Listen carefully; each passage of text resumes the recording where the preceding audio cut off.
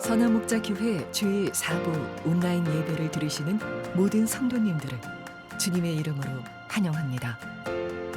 이제 곧 예배가 시작됩니다. 경건한 예배가 될 수 있도록 바른 자세와 복장을 갖추어 주시고 핸드폰 전원은 꺼주시거나 진동 모드로 전환해 주시기 바랍니다. 예배를 들으시는 모든 곳마다 하나님의 은혜가 가득하기를 축복합니다. 감사합니다. 할렐루야. 온라인으로 예배드리시는 모든 성도님들을 주님의 이름으로 축복드립니다. 한 주간의 삶 가운데에도 날마다 우리와 함께 하시며 변함없이 우리에게 은혜를 베풀어 주셨던 그 주님을 우리가 이 시간 찬양하며 나아가길 간절히 소망합니다. 우리 같이 주님께 큰 박수 올려드리며 찬양하도록 하겠습니다. 할렐루야.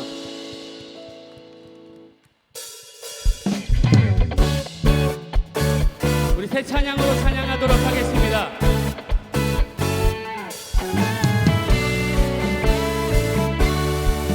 살아계신 하나님,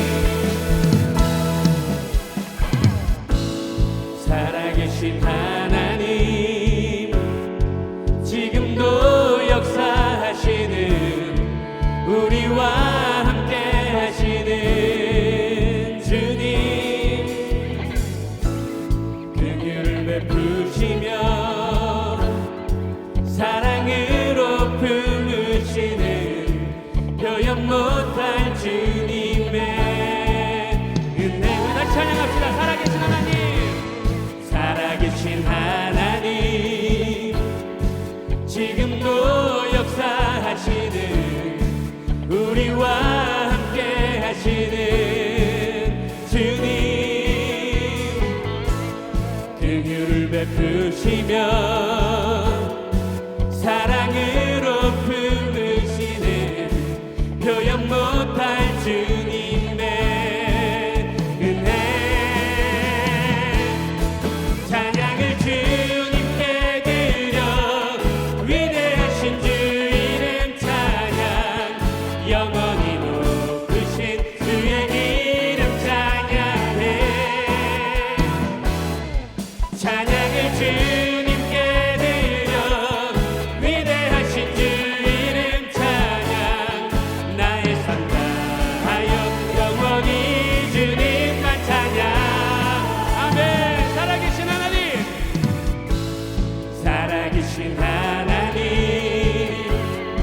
지금도 역사하시는 우리와 함께 하시는 주님, 긍휼을 베푸시며 사랑으로 품으시는 표현 못할 주님의 은혜. 우리 같이 찬양합시다. 살아계신 하나님, 지금도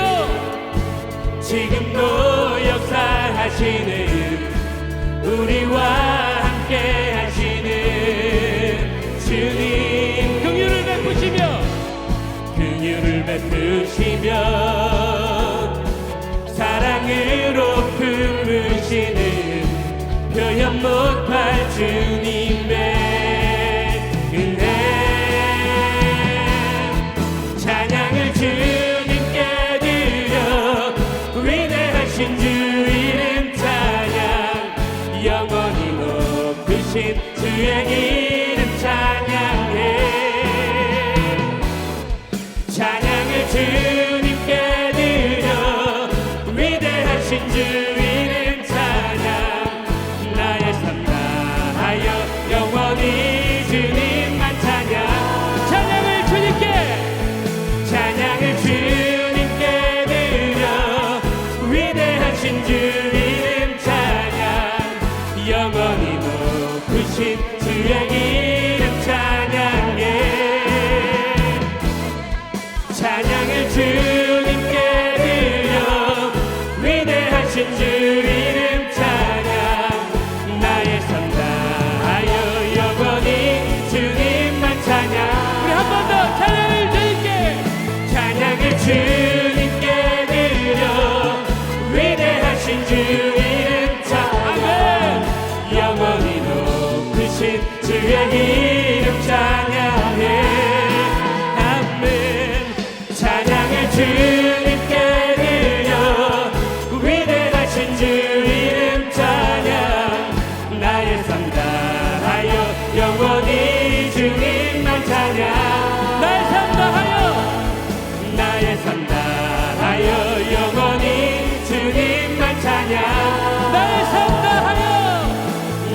산다 하여 영원히 주님만 찬양. 할렐루야. 우리의 영원한 왕이신 우리 주님만 찬양합니다. 할렐루야. 할렐루야. 아멘.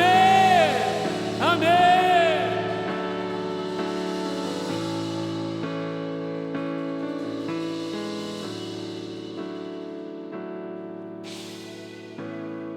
평강의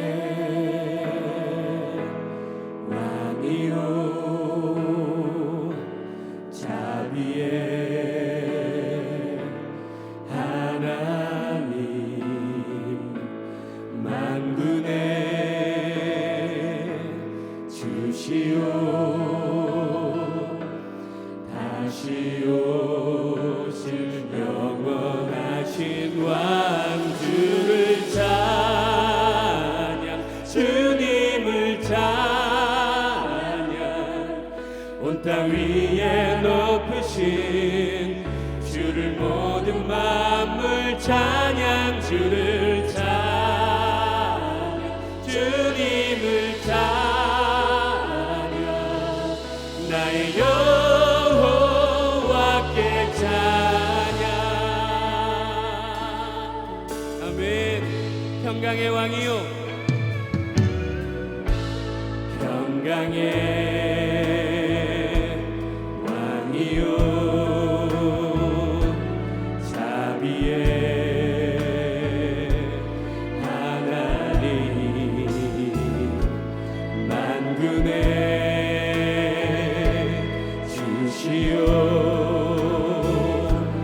다시 오실 영원하신 왕 주를 찬양 주님을 찬양 온 땅 위에 높으신 주를 모든 만물 찬양 주를 찬양 주님을 찬양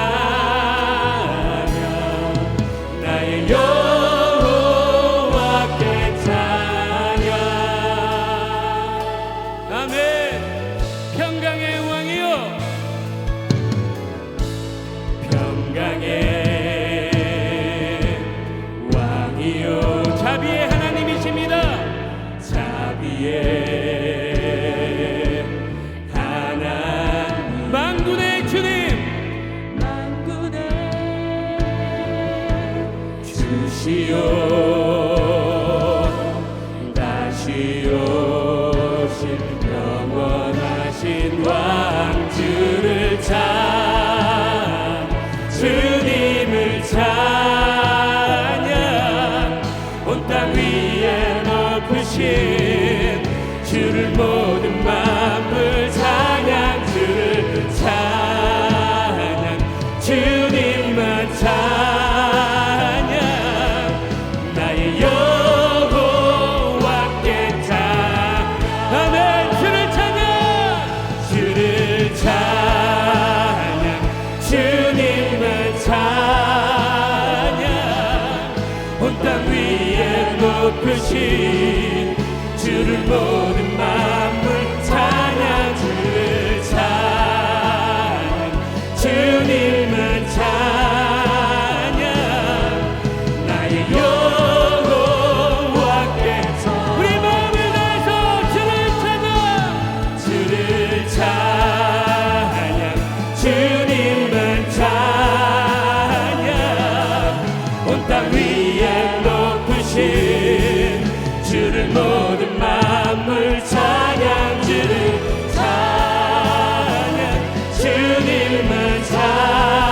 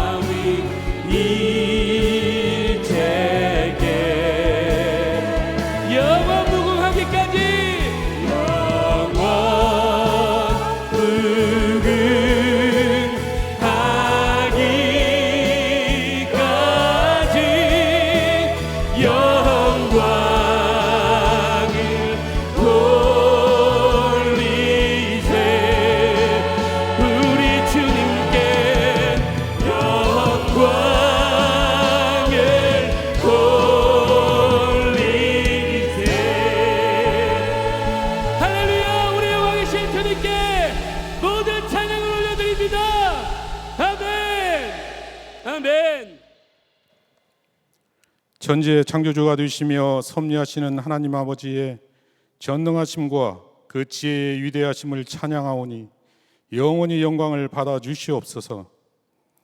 죄와 허물로 죽을 수밖에 없는 저희들을 독생자 예수 그리스도를 속죄의 제물로 내어주기까지 사랑하시어 구원하여 주시고 주님의 자녀로 삼아 주신 은혜에 진실로 감사를 드립니다.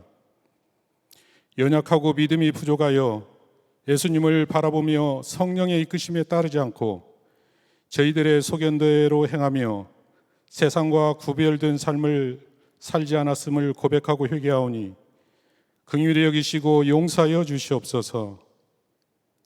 함께 모여 예배를 드릴 수 없는 안타까운 현실이 지속되고 있지만 이 시간 저희들이 어느 곳에 있든지 하나님은 영이시니 영과 진리로 예배를 드릴 수 있도록 인도하시고 예배를 기쁘게 받아주시며 주님과 동행하며 마음을 다하여 하나님을 사랑하고 이웃을 사랑하며 때를 얻든지 못 얻든지 항상 복음을 전하며 살아가게 하옵소서. 형편이 어떠하든지 간에 기뻐하고 만족하게 하시며 어떤 상황에 있든지 능력 주시는 주님으로 인해 모든 것을 해낼 수 있도록 도와주시고 가정과 교회의 각 공동체가 예수님 안에서 사랑으로 하나 되게 하시며 영적인 침체에 빠지지 않고 사탄에 틈타지 않도록 깨어서 주님을 바라보며 동행하는 데 힘쓰게 하옵소서. 우리 교회가 매일 합심하여 드리는 하나님 나라의 도래와 남북한의 복음 통일, 우리나라가 하나님을 경외하는 나라와 한국교회의 새로운 부흥을 위한 기도를 기쁘게 받으시고 응답하여 주시기를 원합니다. 바이러스의 확산이 꺾이고 속히 종식되는 은혜를 베풀어 주시며 하나님의 창조 질서를 무너뜨리는 평등법 제정이 무산되게 하시고 성전 기도와 삼겹줄 기도, 온라인 기도의 집을 통해 기도의 능력을 경험하게 하시며 에녹 프로젝트에 참여하는 성도들이 날마다 예수님과 동행하는 기쁨을 누리게 하옵소서. 유기성 담임 목사님의 건강을 회복시켜 주시고 영육간에 강건케 하시며 선한 목자교회를 이끌어 가시는데 조금도 부족함이 없게 하시고 이 시간 최유열 목사님이 그림을 그려오라는 말씀을 성령의 권세와 능력 안에서 선포하게 하시고 성도들의 마음이 열려 믿음으로 말씀을 받게 하시며 심령이 뜨거워지고 주님을 깊이 만나며 힘을 얻는 은혜의 시간이 되게 하옵소서. 김서진 성도와 우정 집사의 찬양을 통해 영광을 받아주시고 그 찬양의 은혜가 예배를 드리는 성도들의 심령에 임하길 원하오며 거룩하신 우리 주 예수 그리스도의 이름으로 기도드립니다. 아멘.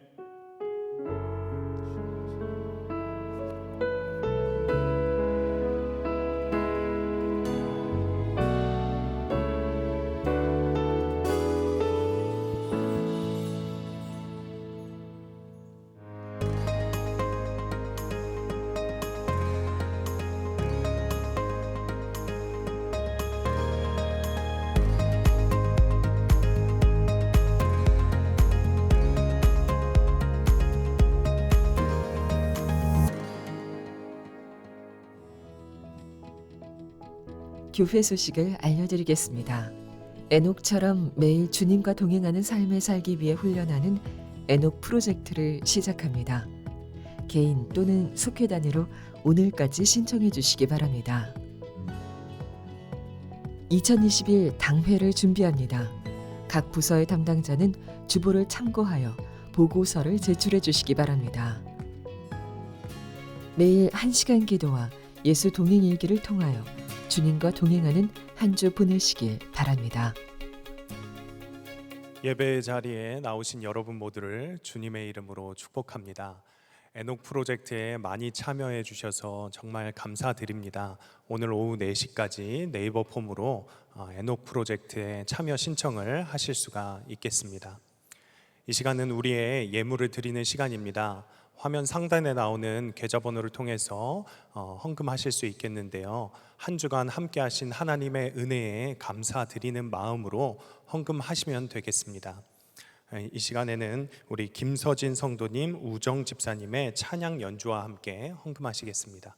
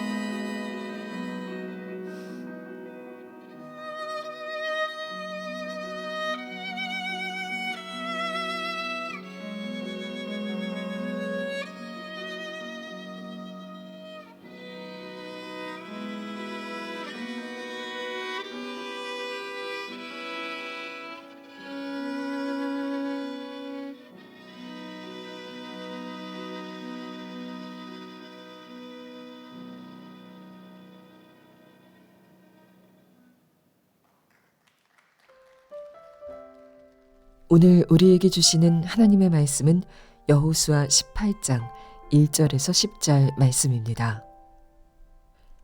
이스라엘 자손이 그 땅을 정복한 뒤의 일이다. 이스라엘 자손 온 회중이 실로에 모여서 거기에 회막을 세웠다. 그러나 이스라엘 자손 가운데 유산을 아직도 받지 못한 지파가 7이나 남아 있었다. 그래서 여호수아가 이스라엘 자손에게 이렇게 말하였다. 당신들은 어느 때까지 주 당신들 조상의 하나님이 당신들에게 주신 땅을 차지하러 가기를 미루겠소. 당신들은 각 지파에서 3사람씩을 선출하시오. 내가 그들을 그리로 보내겠소. 그들이 가서 그 땅을 두루 다닌 뒤에 자기 지파가 유산으로 받을 땅의 모양을 그려서 내게로 가져오도록 하겠소. 그 땅은 7몫으로 나눌 것이요. 유다는 남쪽에 자기 영토에 머물고 요셉 족속은 북쪽에 자기 영토에 머물도록 하시오. 당신들은 그 땅을 7몫으로 나누어서 지도를 그리고 그것을 여기 나에게로 가져오시오. 그러면 내가 여기 주 우리 하나님 앞에서 제비를 뽑아서 당신들의 몫을 결정하겠소. 그러나 당신들 가운데서 레위 사람은 받을 몫이 없소. 주님의 제사장이라는 직분이 곧 그들의 유산이기 때문이요.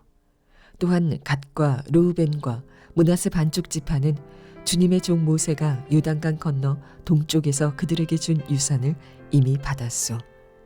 그 땅의 모양을 그리러 가는 사람들이 떠나려 할 때 여호수아가 그들에게 지시하였다. 가서 그 땅을 두루 다녀보고 그 지도를 그려서 내게로 돌아오시오.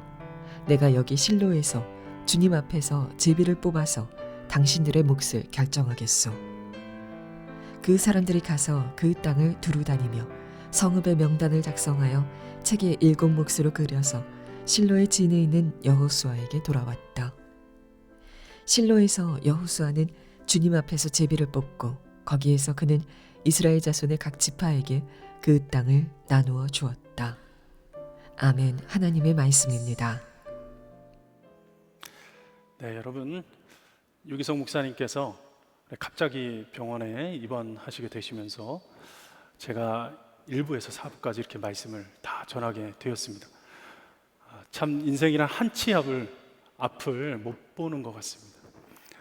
제가 10년째 지금 선한목자교에서 사역을 하고 있는데 이렇게 간절하게 담임 목사님이 보고 싶을 때가 처음이었던 것 같습니다. 몇 부 예배를 드리셨는지는 모르지만 지금 보고 계실 텐데 유기성 목사님 빨리 회복하셔서 건강하게 다시 돌아오게 되기를 그렇게 기도하겠습니다. 여러분도 목사님 위해서 같이 함께 기도해 주시기를 바랍니다. 어제 제가 이 소식을 들었어요.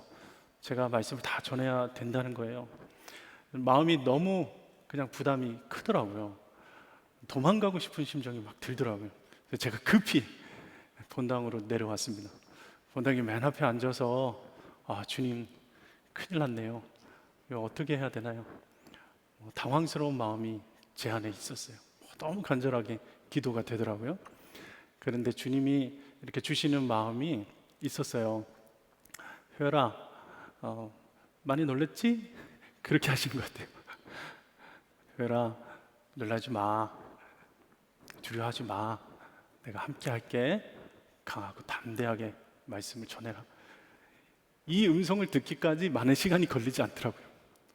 깨닫게 되는 것이 정말 간절한 마음으로 주님 앞에 나가면 정말 말씀이 붙들어지게 되고 절로 주의 음성이 들리게 되는 것 같다. 그런 게 깨달아지더라고요. 여러분, 저의 마음과는 비교할 수 없을 정도로 지금 정말 너무나 간절한 마음과 심경을 가지고 지금 예배 자리로 나오신 분들이 너무나 많겠다 싶습니다. 인생의 때때로 정말 예측할 수 없는 일들이 우리에게 닥칠 때 너무나 당황스럽고 어떻게 해야 할지 몰라 안절부절할 때가 있는데 오늘 간절한 마음으로 나오셨기 때문에 반드시 주님께서 말씀을 들려주실 것이라 믿습니다. 오늘 여호수아 18장 말씀도 이런 간절함이 있는 지파들의 이야기입니다. 오늘 말씀의 배경을 1, 2절에 이렇게 이야기합니다. 이스라엘 자손이 그 땅을 정복한 뒤의 일이다. 이스라엘 자손 온 회중이 실로에 모여서 거기에 회막을 세웠다. 그러나 이스라엘 자손 가운데 유산을 아직도 받지 못한 지파가 7이나 남아 있었다. 이스라엘 백성 가운데 새 시대가 이제 펼쳐집니다. 가나안 땅을 한참 정복하고 전쟁을 할 때에 이스라엘의 중심지는 길갈이었습니다. 길갈이 전쟁의 요충지였고 중심이었습니다. 그런데 그 중심지가 북서쪽으로 더 올라와서 가나안 땅으로 보자면 더 중심에 가깝게 실로라는 지역으로 이동을 했어요. 이 실로는 가나안 땅 전체의 중앙쯤에 자리를 잡았기 때문에 그야말로 새로운 시대가 펼쳐진 거예요. 이 실로에 이스라엘 백성들이 회막을 세웁니다. 여호와의 임재를 갈망하는 그런 영적인 고백을 거기에서 드린 거예요. 실로가 뜻이 무엇이냐면 샬롬과 같은 어원의 의미를 가지고 있습니다. 안식이란 뜻입니다. 그러니 이 실로에서 회막을 세워서 예배했다는 것은 이제 가나안 땅, 하나님께서 약속해 주신 이 땅 가운데 진정한 하나님의 안식을 기대하고 안식을 주실 것이라는 믿음을 가진 선포였습니다. 정말 그야말로 새 시대가 새롭게 열렸어요. 그런데 문제는 무엇이냐면 이렇게 새 시대가 열림에도 불구하고 샬롬을 누릴 수 없는 남은 7지파들이 있었다는 거예요. 그들에게 평안이 없었어요. 여러분, 오늘 남은 7지파에 대해서 그 심정을 헤아릴 필요가 있습니다. 한 지파 한 지파가 땅을 분배받기 시작했어요. 전쟁을 치열하게 마치는 것도 어렵지만 이 땅을 분배하는 일도 참 어려웠는데 자기 주변의 지파들이 한 지파 한 지파 자리를 잡기 시작하는 거예요. 그런데 여전히 남은 7지파는 어찌할 바를 모르고 그저 거기서 안주하고 있었다는 거예요. 한 지파 한 지파 자리를 잡아가는데 그들에게 불안한 마음이 있었을 거예요. 두려운 마음이 있었을 거예요. 어떻게 해야 될런지 모르는 답답한 심경이 있었을지도 모르겠어요. 대부분은 아마 안주하고 포기하려고 했던 것 같아요. 여러분, 말씀을 준비하는 내내 하나님께서 저에게 주신 말씀이 무엇이냐면 똑같은 이와 같이 남은 7지파의 심정으로 지금 예배 가운데 앉아있는 자들이 너무 많다는 것입니다. 코로나 상황을 맞이하면서 정말 예측하지 못했던 그 일들이 우리 앞에 맞닥뜨려졌어요. 교회도 그렇고 선교지도 그렇고 조금 규모가 있고 버틸만한 곳들은 그래도 괜찮아요. 그런데 대부분의 성도들의 형편을 얘기를 들어보면 소상공인도 그렇고 자영업자도 그렇고 말할 수 없는 어려움 가운데 처한 자들이 너무너무 많습니다. 새 시대가 펼쳐진 것 같은데 시대는 달라졌는데 무엇을 어떻게 해야 될지를 모르겠는 거예요. 어떤 방법을 써야 할까? 내가 문을 닫아야 되나 문을 열어야 되나? 저 사람을 바라보면 불안하기만 하고 내가 그렇게 기도하고 지금까지 약속을 믿고 여기까지 왔는데 언제까지 버텨야 되나? 좋아질 기미는 안 보이고 하나님께 아무리 기도해도 응답이 없는 정말 불안하고 예측할 수 없는 심정으로 답답하고 막막한 마음으로 지금 와 있는 성도들이 너무나 많다는 거예요. 남은 7지파와 통일한 마음으로 말입니다. 오늘 이 여호수아가 그런 남은 7지파에게 이렇게 이야기해요. 먼저는 그들에게 약속을 상기시켜 줍니다. 3절 말씀입니다. 그래서 여호수아가 이스라엘 자손에게 이렇게 말하였다. 당신들은 어느 때까지 주 당신들 조상의 하나님이 당신들에게 주신 땅을 차지하러 가기를 미루겠소? 이미 주신 땅이 분명하게 있습니다. 없는 것이 아니라 이미 있으니 그 땅을 가서 취하라는 거예요. 그들 마음 가운데 어떤 마음이 들었을까?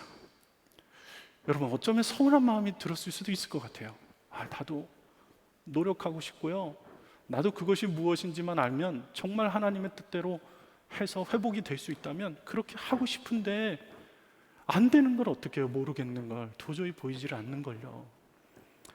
남은 7지파가 왜 이렇게 지체했나 생각을 해보면 그런 이유가 한 가지 있었겠다 싶은 것이 그들에게 큰 그림을 좀 그려주고 하나님의 약속이 분명히 있었지만 그 약속을 계속해서 상기시켜주고 기억하게 하고 도전을 주고 그 방향을 제시하면서 인도해주고 끌어갈 아마도 지도자가 없었던 것 같아요.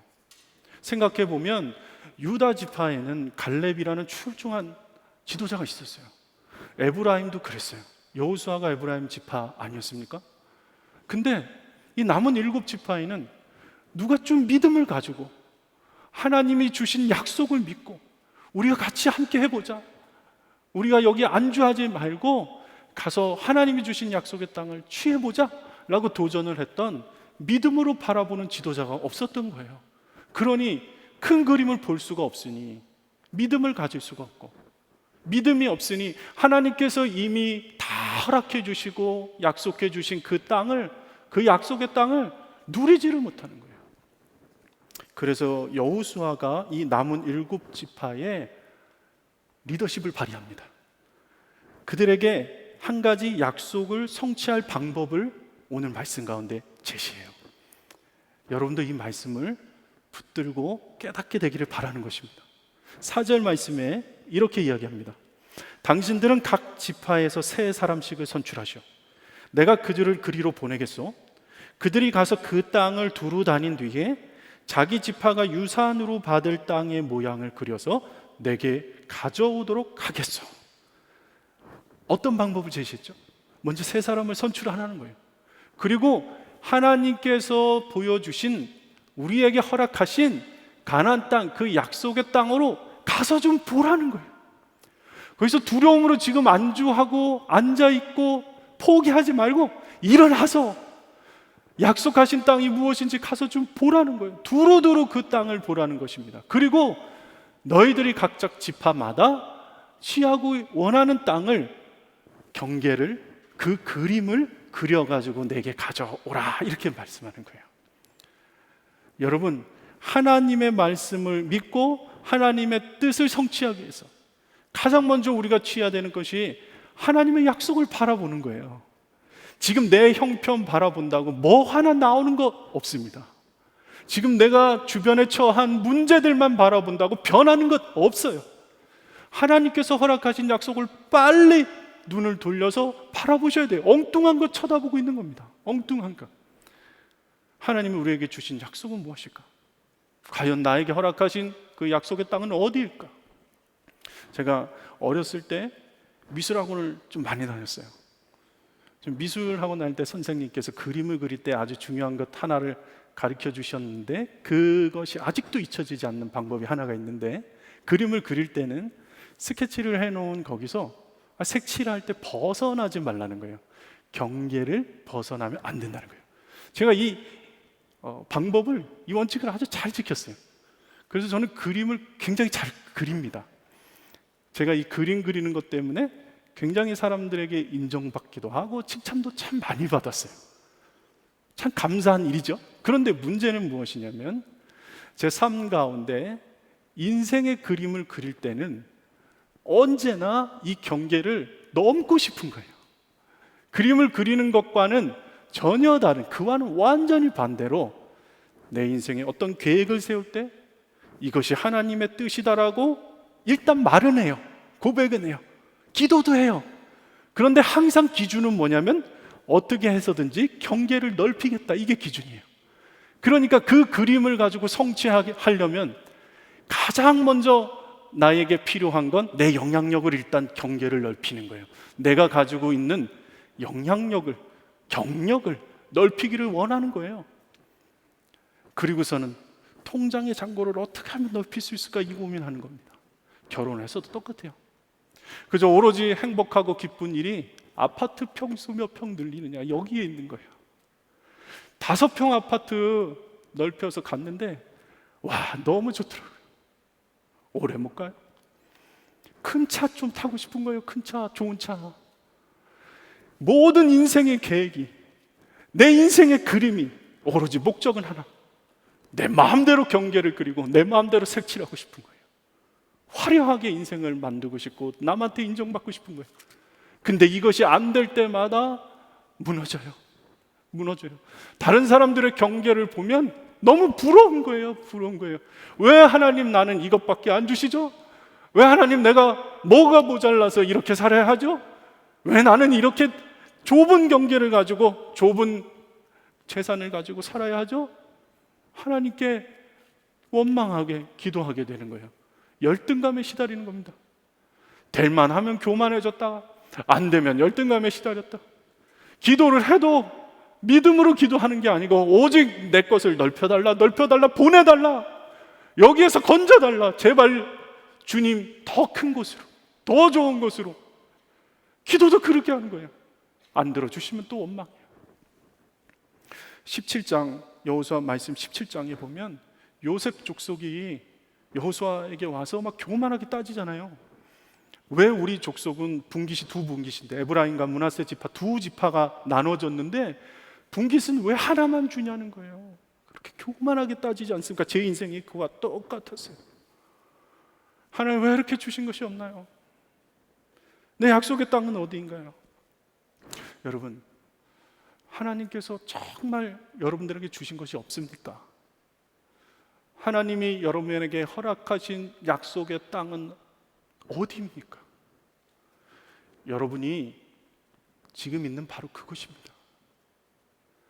선택할 수 없는 것, 여러분이 선택할 수 없는데 지금 속하여 있는 가정, 그리고 교회, 직장, 학교, 그곳에 여러분 하나님의 뜻이 있다는 거예요.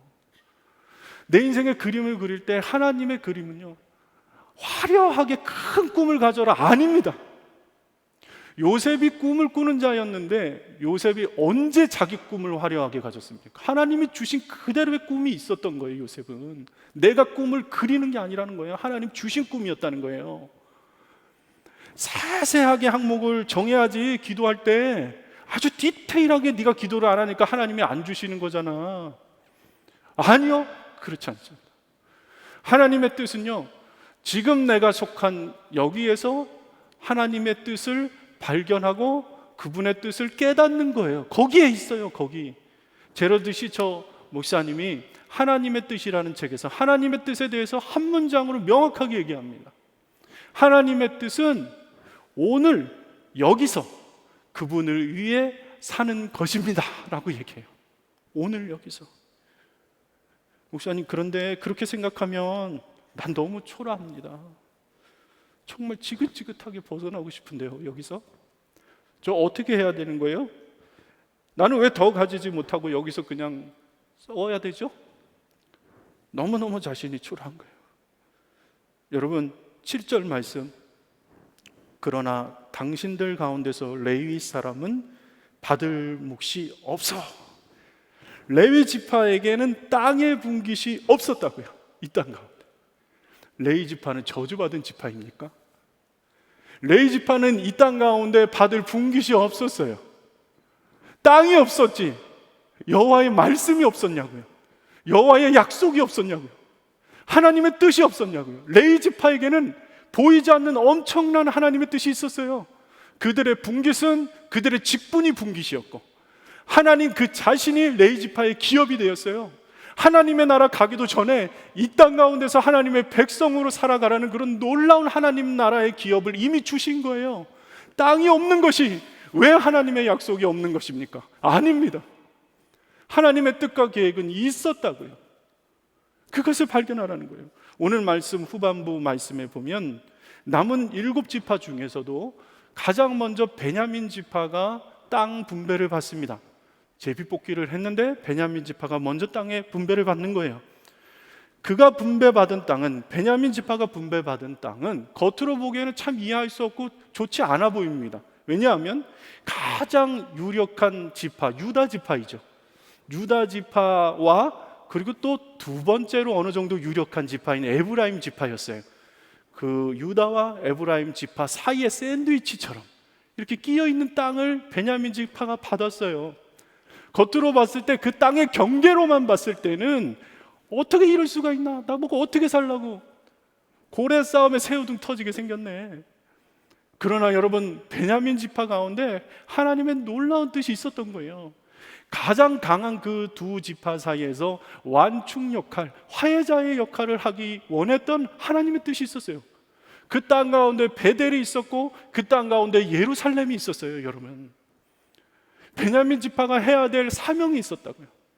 레위 지파가 해야 할 하나님의 뜻과 계획이 있었다고요. 그 하나님과 뜻, 계획 다 잊어버리니까 사사시대에 들어가서 사사기 말미에 보면 레위 지파는 누리방황하며 방탕한 삶을 살고, 백성들은 레위 지파를 돌보지 않으니까 자기가 돈을 벌겠다고 가정으로 들어가서 가정제사장이 되고, 이 베냐민 지파는요 심지어 완전히 그 종족 가운데서 멸살당한 위기에 놓이기도 됩니다. 하나님의 뜻 잊어버리니까 완전히 방탕하게 죽음으로 사는 인생들이 된 거예요. 여러분, 왜 하나님이 경계를 한정하시는지를 이해하셔야 됩니다. 왜 더 못 주시는지 여러분 깨달으셔야 돼요. 내가 가진 것이 이것밖에 없냐라고 이해하지 못하시는 분들이 있을 거예요. 사도행전 17장 27절 말씀에 이렇게 말씀하세요.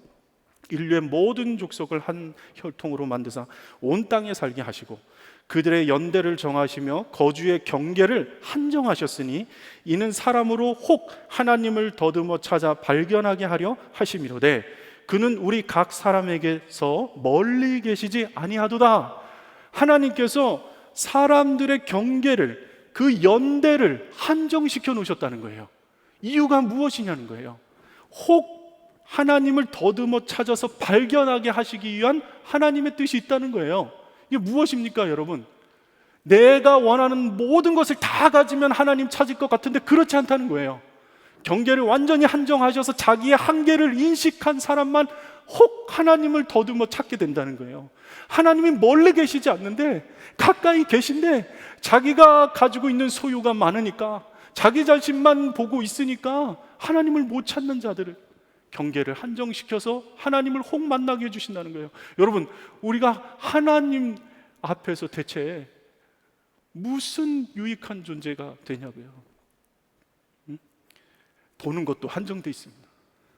가시광선밖에 안 보이잖아요. 듣는 것도요, 하나님 경계를 딱 정해놓으셨어요. 지구 공전하는 소리 들리십니까? 먼지 떨어지는 소리 들리십니까? 주님 앞에 나아가서 주님이 무엇을 우리에게 보여주시기를 원하시는가? 왜 이 경계를 한정시켜 놓으셨는가? 하나님 찾아오라고, 하나님 찾아오라고 그렇게 하셨다는 거예요. 여러분, 예수님이 이 땅에 오셔서 대체 무엇을 누리셨습니까? 예수님이 이 땅에 오셔서 자신의 경계를 무엇을 늘리셨냐고요. 계속해서 좁히시고 더 낮추시고 마침내는 완전히 자신을 없이 하셨어요. 자신을 우리에게 주셨어요. 십자가에 달리셔서 생명을 내어주셔서 우리를 구원하시기 위한 하나님의 놀라운 은혜와 사랑 아닙니까? 여러분, 이 십자가의 구원의 약속에서 벗어난 자가 누가 있습니까? 이 땅의 경계가 아니라 이 구원의 역사로 말미암아 하나님의 나라에서 다 살게 되었다는 거예요. 우리가 받은 몫이 없습니까? 받은 몫이 없습니까? 주님은 죽기까지 자신의 경계를 좁히셨는데 왜 우리는 넓히려 합니까? 왜 우리는 넓히려 하냐고요. 우리가 이미 받은 것을 모르니까, 이미 너무 귀한 생명을 다 주셨는데 그것을 믿음으로 바라보지 못하니까 내가 지금 주어진 상황들만 보고 좌절하고 낙심하고 원망하고 그렇게 살고 있는 것 아닙니까? 여러분, 믿음의 눈을 여시고 주를 바라보십시오. 우리가 받은 몫은 하나님 나라의 영원한 생명과 하나님 나라의 자녀된 권세입니다. 도저히 우리의 힘으로는, 우리의 능으로는 가늠할 수 없는, 경계 없는 모든 것을 하나님의 나라를 우리에게 주셨다는 거예요. 예수님 안에서 우리에게 허락하신 이 약속이 모두가 다 성취되었습니다. 고린도후서 1장 20절 말씀에 하나님의 약속은 얼마든지 그리스도 안에서 예가 되니 그런즉 그로 말미암아 우리가 아멘하여 하나님께 영광을 돌리게 된다라고 약속하셨잖아요.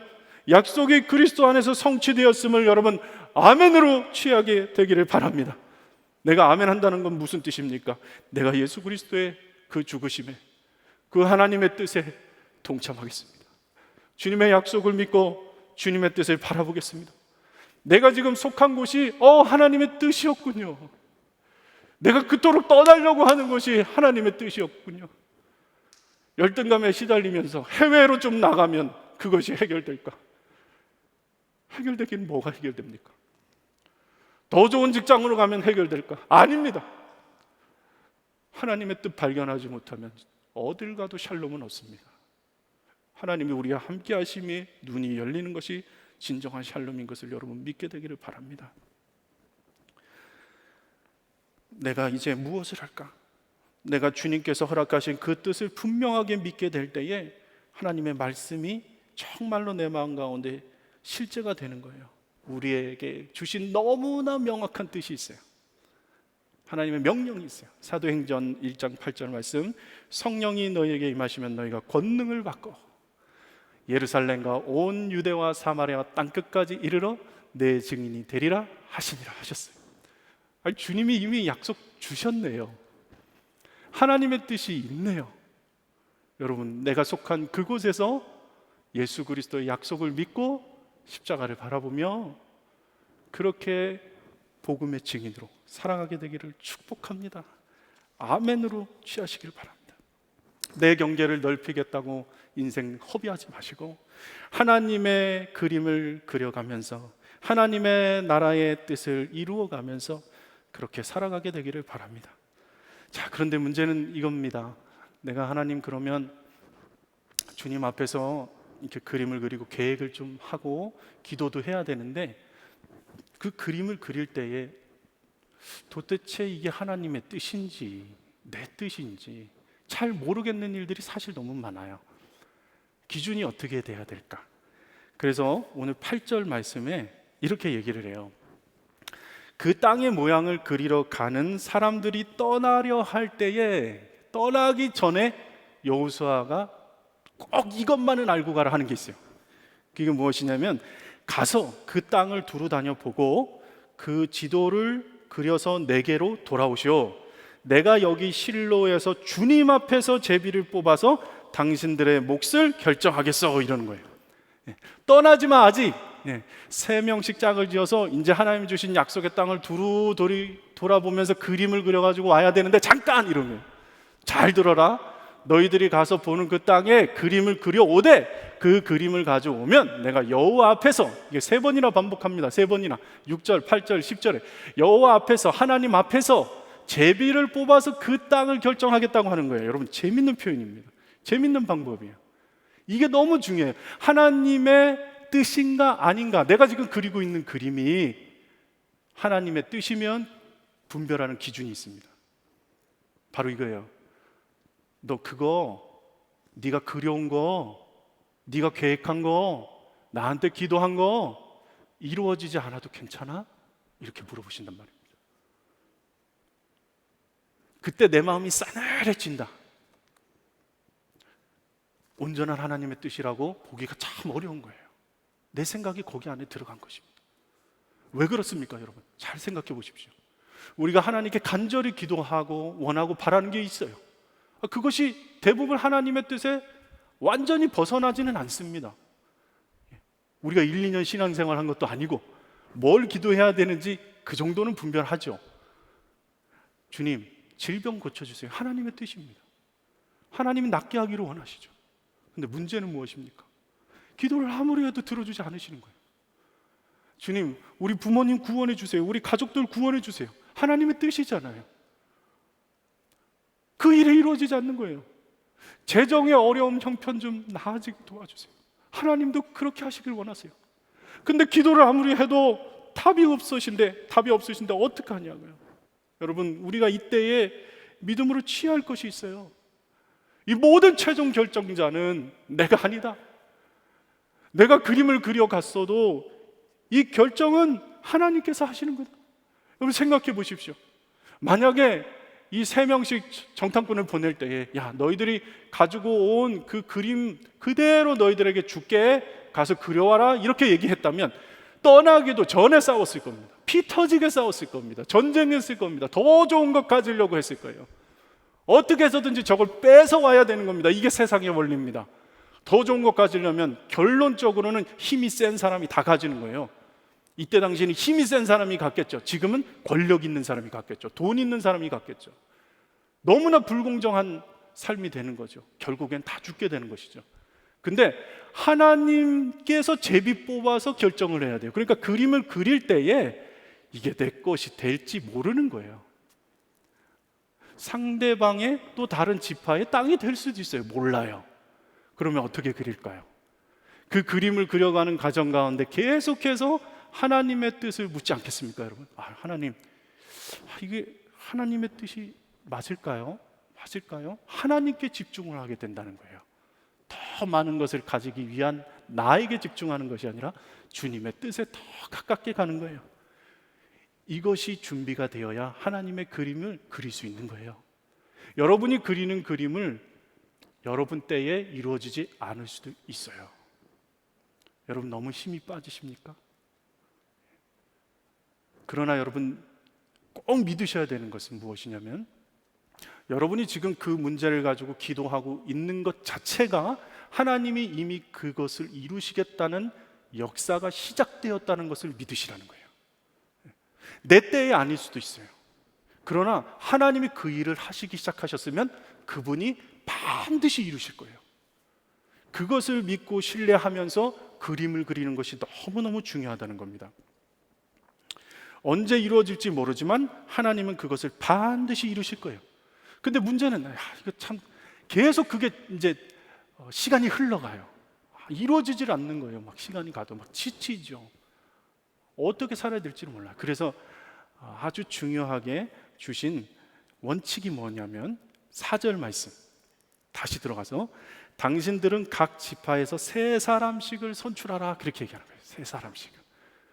자, 여러분 왜 각 지파가 3사람씩을 선택해서 갔을까를 생각해 보면, 이스라엘 백성들이 가데스 바네아에서 그 가나안 땅을 먼저 정탐할 때에는 한 명씩만 갔거든요. 각 지파의 대표들이 한 명씩만 갔습니다. 근데 그 중에 여호수아도 거기에 속해 있었어요. 네. 여호수아가 정탐의 전문가였어요. 경험이 많은 사람이었습니다. 그러니 여호수아가 무슨 생각이 있었을까? 한 사람씩 갔을 때 각 지파에 어떤 영향력을 주는지를 아마 알았을 것 같아요. 2사람만 딱 긍정적인 얘기를 하잖아요. 여호수아하고 갈렙만. 나머지는 다 두려워하잖아요. 그랬더니 그 말을 듣고 백성들이 다 두려워 떨지 않습니까? 그러니까 여호수아가 생각했을 때 이 남은 7지파들이 하나님의 뜻을 가장 분별해서 그림을 그려와야 하는데, 두려움 없이 주님의 뜻을 발견해야 하나님이 주신 약속의 땅을 취하는데, 그 방법을 하려면 지도자가 한 사람이 없으니까 3사람을 묶어라, 3사람을. 그래서 3사람을 거기다 보내는 거예요. 만약 한 사람을 보냈는데 그 한 사람이 잘못되면 나머지 기다리는 지파는 다 엉망이 되는 겁니다. 엄청난 영향력을 미치는 거예요. 근데 2사람일 때는 어떨까요? 2사람이 돼서 만약에 서로 싸우면 이거 큰일 나는 겁니다. 완전히 망하는 거예요, 그 지파는. 근데 3사람이면 다를 수 있겠다고 하나님이 여호수아를 통해서 지혜를 주신 것 같아요. 3사람이면 한 사람이 시험에 들어도, 좀 어려움이 있어도, 의견이 달라도 2사람이 기도하면서 그 사람을 또 세워줄 수 있는 거예요. 2-3사람이 모인 곳에 나도 너희와 함께 하겠다고 주님이 약속하신 그 영적인 원리가 실제가 되는 거죠. 3명이 모여서 하나님의 뜻을 서로 도와서 발견하고 서로 세워지고 서로 도와 넘어지지 않게 하는 거예요. 하나님의 그림을 그릴 때 이게 중요한 원리입니다. 함께 그려야 된다는 겁니다. 함께. 전도서 4장 12절 말씀 보면, 한 사람이면 패하겠거니와 2사람이면 맞설 수 있나니 세 겹줄은 쉽게 끊어지지 아니하느니라 말씀하셨어요. 제가 최근 온라인 교회를 통해서 경험하고 있는 것입니다. 온라인에서 과연 공동체의 나눔이 가능할까? 우리가 만나지 못하는데 그 안에서 교회를 세우는 일이 이게 가능한 일인가 과연? 온라인 교회를 위해서 기도하면서 그림을 그려보면 정말 막막해요. 그림을 어떻게 그려야 될지를 모를 때가 있어요. 답답한 심경에 걱정과 두려움과 염려가 제 안에 있었어요. 그런데 오히려 함께 하면서 하나님께서 뜻하신 그 뜻을 조금씩 깨달아 알게 됐어요. 이런 겁니다. 코로나로 인해서 형편들이 너무 어려우니까 온라인 교회 이제 문을 두드리시는 대부분의 분들은 사연들이 좀 있으세요. 왜냐면 이미 마음에 좀 어려움과 병이 있으신 분들이 꽤 많아요. 그럴 것 같아요. 왜냐하면 용기가 없으니까 직접 교회를 가고 싶은 마음이 너무너무 있지만 갈 수 없는 분들이 많거든요. 상처가 있는 겁니다. 상처가. 그래서 참 어렵게 그들이 문을 두드려서 온라인 교회에 모이는 거예요. 제가 생각했을 때 이분들이 각자가 가지고 있는 짐들도 참 크고 마음의 어려움들도 있는데 여기서 나눔을 하면 더 어려워지는 거 아닌가? 거기 나눔의 속장이, 리더가 과연 견딜 수 있을까? 걱정이 되는 거예요. 이렇게 한참 걱정이 될 때에 그 온라인 나눔을 했던 한 분이 저에게 이런 고백을 해주셨어요.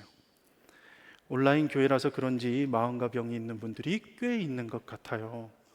연약하지만 이번 제자 훈련이 끝나면 이제는 온라인 교회를 위해 사역하고 싶어요. 이렇게 변화시켜 주신 주님께 감사할 따름입니다. 제가 무언가를 할 수 있다는 것 자체가 너무너무 감사해요. 이분도 참 어려운 분이시거든요. 근데 함께 하면서 서로 부족하지만 그 안에서 하나님의 뜻을 바라보니까 힘을 얻는 거예요. 힘을 얻는 거예요. 그러면서 자기도 섬길 수 있는 마음의 용기를 다시 얻게 되는 거예요. 하나님의 뜻을 바라보니까, 함께 모여서 하니까. 내 혼자 묻혀 있을 때는 계속해서 넘어지는데 함께 하니까 그게 보이는 거예요. 재정적으로 어려움 당한 사람들은 뭐 말할 것 없이 많습니다. 어느 성도님이 또 연락이 와요. 목사님, 사실 재정적으로 이런 어려움을 당한 분이 계신데 제가 좀 도와드리고 싶어요. 어떤 방법이 없을까요? 그분도 너무 어려운 분이거든요.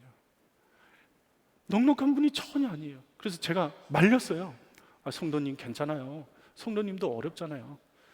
다른 방법을, 교회에서 도울 수 있는 방법을 제가 찾아볼게요. 너무너무 감사합니다. 기도만 해주세요. 아닙니다.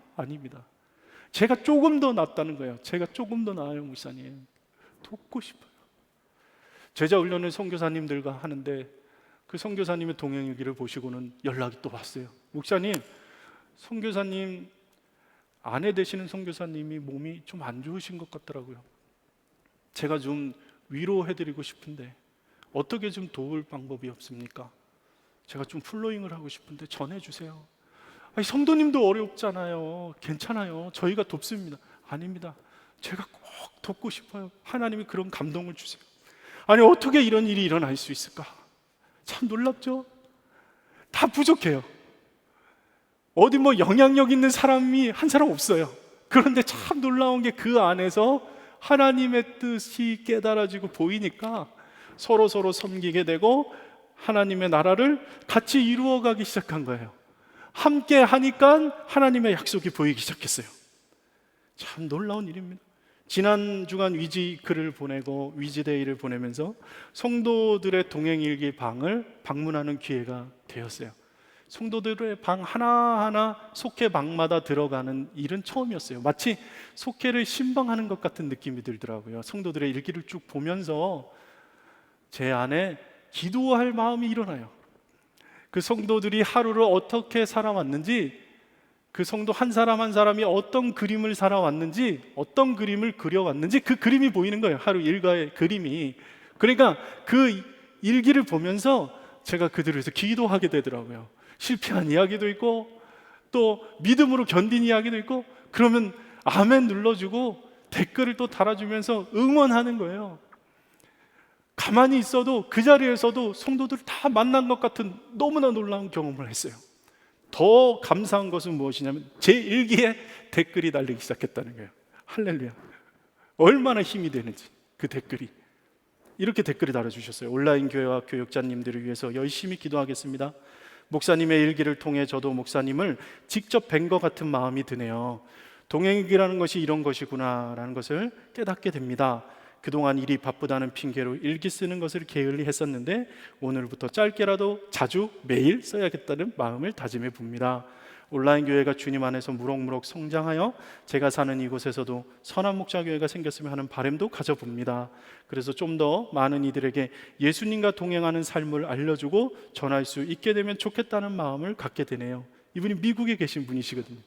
또 다른 분이 이렇게 나눠요. 목사님, 온라인 교회 지체로서 섬기는 모든 분들께 감사드립니다. 아픈 세상 가운데 교회에 가고 싶어도 용기가 없고 그럴 힘조차 잃어버린 사람들이 마지막 힘을 내서 온라인 교회를 통해서 살아나는 그런 간증들이 나올 거라 믿습니다. 여러분, 함께하면 이길 수 있어요. 함께하면 보이지 않던 하나님의 뜻과 약속들이 보이기 시작해요. 제가 이때 참 마음도 몸도 힘든 시기를 보내고 있었는데 제 영혼이 살아나는 것 같더라고요. 이제 에녹 프로젝트가 시작합니다.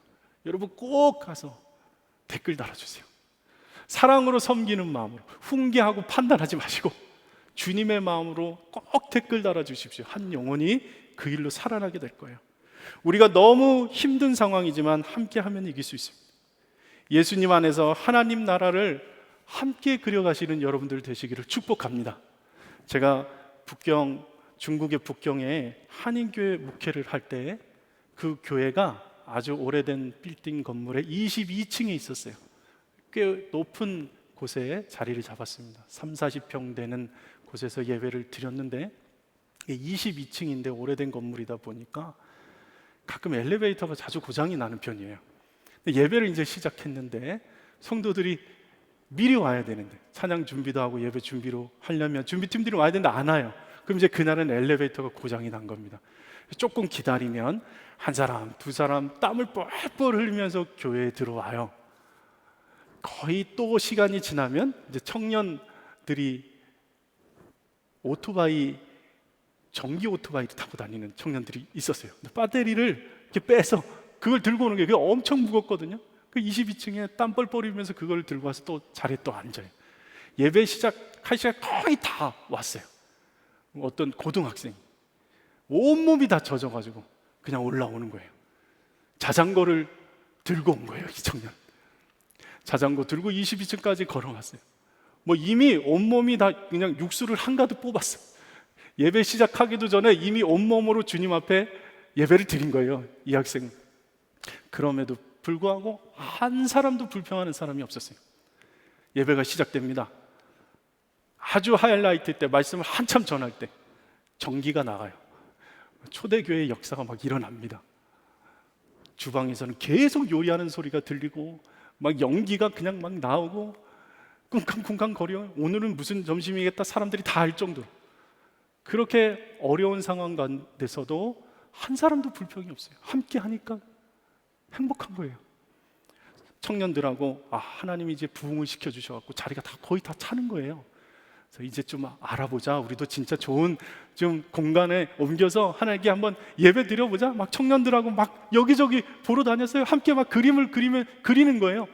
부동산 찾아가서 좋은 집도 진짜 한번 가보고 카페에 앉으면 와 여기서 예배하면 너무 행복하겠다. 식당에 가서도 이곳이 교회였으면 얼마나 좋을까. 그런 막 그림을 함께 그리는 거예요. 여러분 결론적으로 이사를 갔을까요? 못 갔을까요? 이사 못 갔습니다. 그런데 지금 생각하면 그 시절이 너무너무 행복했어요. 왜 그랬습니까? 교회는 성도이기 때문에 그렇습니다. 건물도 아니고 장소도 아니고 성도예요. 그 성도들과 함께 아름다운 교제 가운데 주 안에서 하나님의 그림을 함께 그려가면서 그 모든 결정을 주님 앞에 맡기고 그렇게 모여있는 장소가 바로 교회인 것이에요. 우리가 혼자면 지칠 수 있고 넘어질 수 있고 언제 이것이 이루어지는가 금방 쓰러져요. 그러나 함께 이 일을 이루어가면 반드시 하나님 다시 오는 그날까지 예수님 이 땅 가운데 다시 재림하시는 그날까지 승리할 수 있어요. 여러분, 여러분에게 주어진 하나님의 뜻이 어디입니까? 하나님의 약속의 땅이 어디입니까? 여러분이 지금 속한 가정이요, 지금 속한 직장이요, 지금 속한 교회인 것을 믿게 되기를 축복합니다. 그곳에서 함께 하나님의 뜻을 그려가면서 어렵지만 주님의 나라를 바라보면서 주님께서 절대 변함없이 우리를 사랑하시는 예수 그리스도 그 십자가를 바라보면서 함께 나아갑시다. 함께 걸어갑시다. 그럼 이 어려운 상황도 반드시 이길 수 있어요. 그리고 하나님 나라 마지막 갈 때 우리 성도들과 함께 가는 것입니다. 천국에서 다 만날 분들이세요. 소홀히 생각하시면 안 됩니다. 사랑으로 섬기십시오. 여러분, 우리가 주님의 믿음을 가지고 이 말씀을 붙들고 같이 기도합시다. 주님이 우리에게 허락하신 가정이 있어요. 주님이 허락하신 곳의 형편이 정말 말할 수 없는, 정말 어떻게 이 일들을 회복시켜야 될지 모르는 완전히 무너진 곳이 있을 거예요. 주님, 언제까지입니까? 그러나 주님의 뜻이 반드시 우리를 통하여서 이루어질 거예요. 끝까지 기도하고 끝까지 그 약속을 바라보세요. 먼저는 우리가 회개했으면 좋겠어요. 주님께서 허락하신 약속의 가정, 약속의 교회를, 그리고 하나님께서 나를 보내신 곳에서 내가 그저 도망갈 생각만 하고 하나님 정말 지긋지긋하다고 그렇게 고백했던 것 회개합시다. 하나님, 그곳에서 하나님의 나라를 이루어가며 하나님의 약속을 믿으며 걸어가게 하여 주시옵소서. 주님의 이름 부르시고 함께 기도합니다. 주여,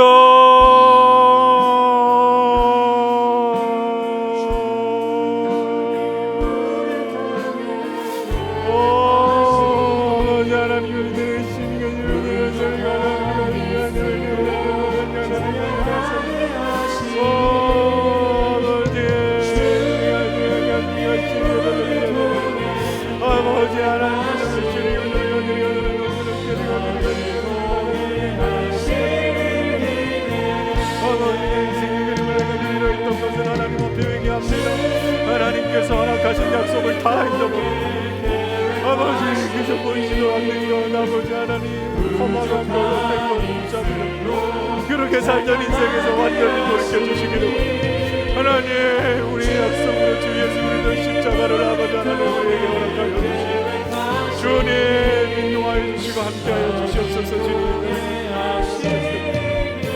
주님, 주님으로 인하여 하나 되게 하소서. 주님, 약속을 잃어버리고 유리방황하지 않게 하소서. 주님, 허락하신 가정에서 아버지 끝까지 기도하게 하소서. 주님 보내신 직장과 교회에서 하나님의 꿈을 가지고 하나님의 나라를 함께 그려가며 하나님 담대하게 아버지 하나님 사랑을 믿고 걸어가게 인도하여 주시옵소서. 재정적인 문제로 아버지 언제까지 이 상황들을 버텨내야 할지 너무나 막막하고 벼랑 끝에 선 심정으로 나와 있는 성도들을 주께서 긍휼히 여기소서. 주 예수 그리스도 변함없는 풍성하신 그 놀라운 십자가 사랑을 바라보는 믿음의 눈을 이 시간 열어 주시옵소서. 하나님, 우리에게 하나님의 소원을 부어주소서. 하나님 기뻐 받으시는 소원을 부어주소서. 아버지, 이미 주신 그 소원을 내가 믿음으로 취하게 하소서.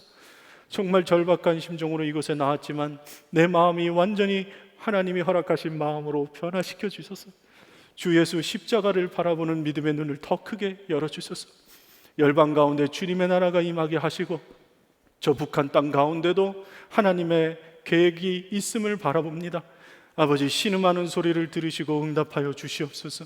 김정훈 목사, 김국기 목사, 최충기 선교사, 장문석 집사가 속히 석방되게 하소서. 우리가 속한 모든 곳, 우리가 있는 모든 곳에서 하나님의 뜻이 무엇인지 분명히 알게 되기를 원합니다. 하나님 계획이 있으셔서 나를 부르셨는데 도망만 다니는 인생이 아니라 그곳에서 하나님을 위하여 살게 하소서. 하나님 무엇을 원하십니까? 말씀하소서. 주님 말씀하시면 그대로 순종으로 나아가는 우리들의 삶이 되어서 우리가 속한 모든 곳에서 축복의 통로, 구원의 통로가 되도록 인도하시고 함께하여 주시옵소서. 모든 말씀 예수 그리스도의 이름으로 기도드립니다. 아멘. 우리 가능하신 분들은 일어나서 함께 찬양하시겠습니다.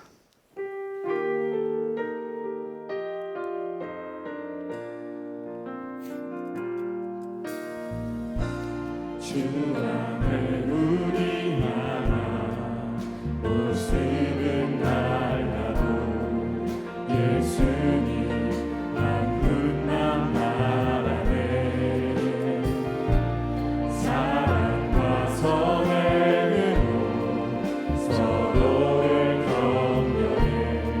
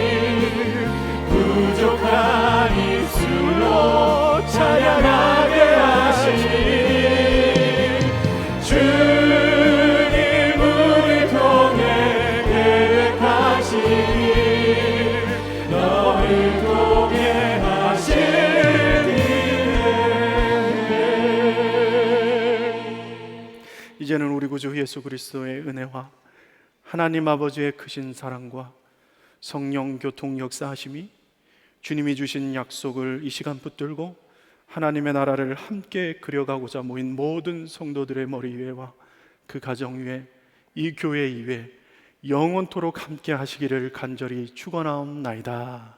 아멘.